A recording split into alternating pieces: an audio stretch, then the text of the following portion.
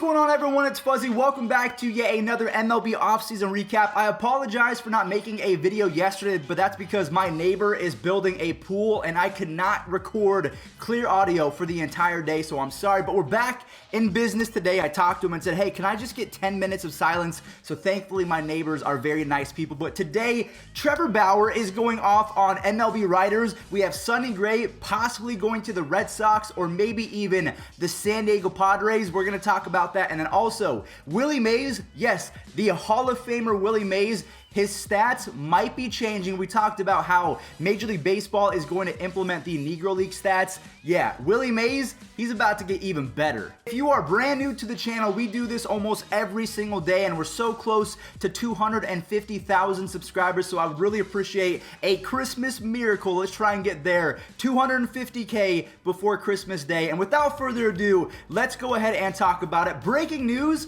Sunday Night Baseball is coming back, and the schedule is pretty much inferring that there is not going to be a delay. According to MLB, this is their actual Twitter account and their graphic. April 4th will be the first Sunday Night Baseball game, and I want you all to look at this and tell me which matchup are you most excited for. If we fast forward to April 25th, we get the Padres versus Dodgers rematch. We have Manny Machado versus his old team. We have Fernando Tatis versus Cody Bellinger. We all saw Bellinger rob a home run from Tatis when they played in the playoffs. So that is my number one matchup, but I want you all to let me know which one are you most excited for. It's kind of the same teams, the Phillies, the Mets. We have the Dodgers, the Padres scattered in between. I'm pretty sure that the Yankees are in there as well. But moving on, we have a signing that I want to talk about because the Rays, they signed Michael Wacha, but I'm not sure if he's going to be able to fill the void that was left by Charlie Morton. And now that I'm thinking about it, where did Charlie Morton go? Oh yeah, he went to the Atlanta Braves. So I would say the Braves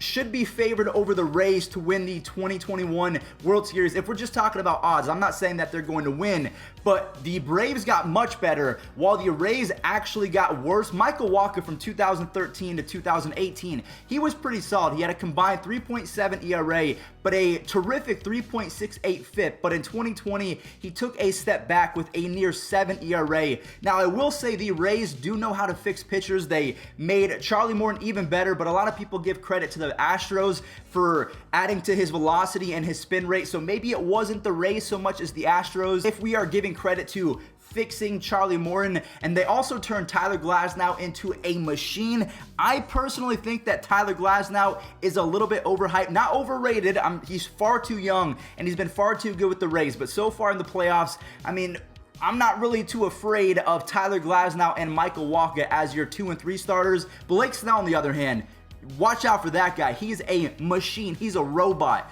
when it comes playoff time. So those were the two kind of little stories I wanted to talk about. Sunday Night Baseball pretty much is saying that there is not going to be a delay in the season. Then Michael Wacha, he goes to the Rays on a 1-year, $3 million deal. Now I want to talk about one other free agent that is mad at the MLB media side of things. Trevor Bauer called out Jon Heyman. A lot of people call Jon Heyman the sauce man because he just tweets, doesn't edit his mistakes or anything like that. He just presses send and then he lets mayhem ensue. And yesterday he put out a tweet that he pretty much said it wouldn't be a shock if the Reds could not afford Trevor Bauer. And then Trevor Bauer said, hey, my agent never said anything to you. I don't see any tweets from agent Rachel Lupa. Is this another example of fake news? If I'm an MLB reporter, this cuts deep because my job is to present stories in a factual manner and try and be as accurate as possible. And when you start attaching fake news to my work, he was not happy with that. They kind of went back and forth,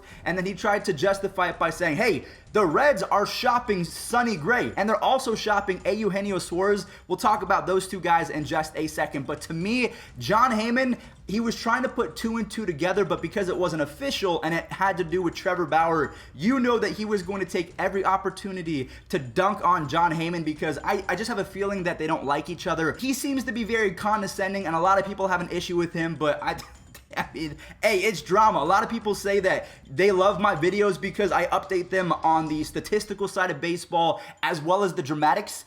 I'm okay with that. I don't mind it. But let me know in the comment section down below, which side are you on? Are you on the side of Trevor Bauer saying, hey, my agent has not said anything? Or are you on the side of Jon Heyman, where Heyman is looking at the landscape and they are shopping some of their best players and they're thinking Bauer is too expensive? I understand where he's coming from, but because it's not official, Trevor Bauer, he absolutely dropped the mic on him. Now, speaking of the Reds, the reason why Heyman brought this situation up is because, yes, they are shopping some of their best players. First and foremost, Sonny Gray. It is being reported that the Red Sox are heavily interested in his services. That would be a match made in heaven, because if you don't remember, Sonny Gray was a part of the Yankees staff a couple years ago, and he was shredded apart when he was pitching as well by the fan base. So the Yankees fans are not fond of Sonny Gray, so that would be a great matchup. Sonny Gray on the Red Sox versus the rival Yankees. Please, baseball gods, make that happen. But another team that is interested is the San Diego Padres, possibly on a one-year deal to fill the gap that Mike Clevenger left because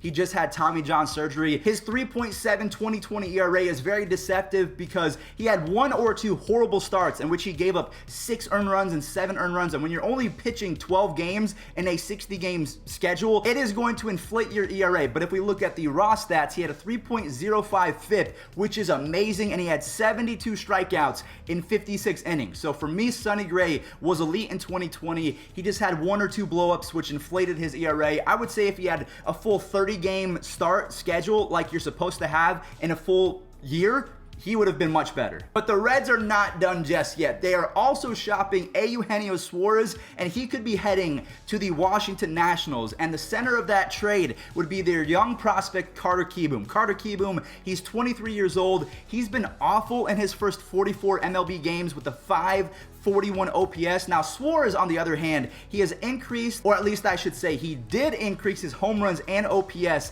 in 4 straight seasons. His breakout year was in 2019 when he had 49 bombs and a 930 OPS. But in 2020, he did regress. His OPS dropped all the way from 930 to 781, which is still great. He had 15 home runs and 38 RBIs in a down year. So if you're getting that production from a player in a down season, sign me up. I would always take proven commodities over unproven commodities. We don't know if Carter Kieboom is going to live up to the hype that everyone thinks he's going to be. We expect him to be the next David Wright. That's kind of the comparison that everyone is trying to make. The Nationals have been looking for a third baseman of the future ever since Anthony Rendon left in free agency, so they didn't get anything in return. Yes, they won the World Series, but they were unable to use him as a trade piece to acquire talent, and that is where the Nationals are suffering.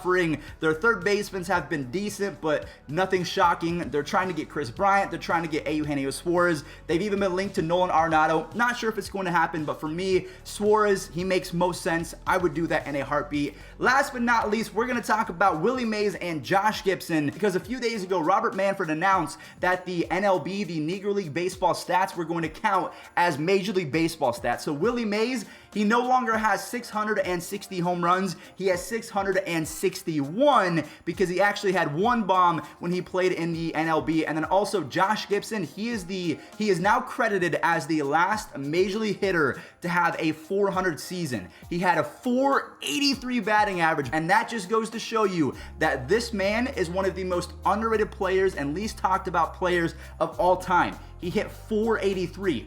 That's closer to 500 than even 450. I'm so happy that he's going to get talked about, because in the next couple seasons, if there's a player that gets close to a 400 batting average, they're going to say that the last time this happened was not Ted Williams, it was Josh Gibson. People are going to do a Google search. Who is this guy? I've never heard of Josh Gibson, and they will learn about the legendary power and hitting skills of Mr. Gibson. And that does it for today's video. Thank you all so much for watching. Let me know what was your favorite part of today's recap. Stay safe out there, and peace out.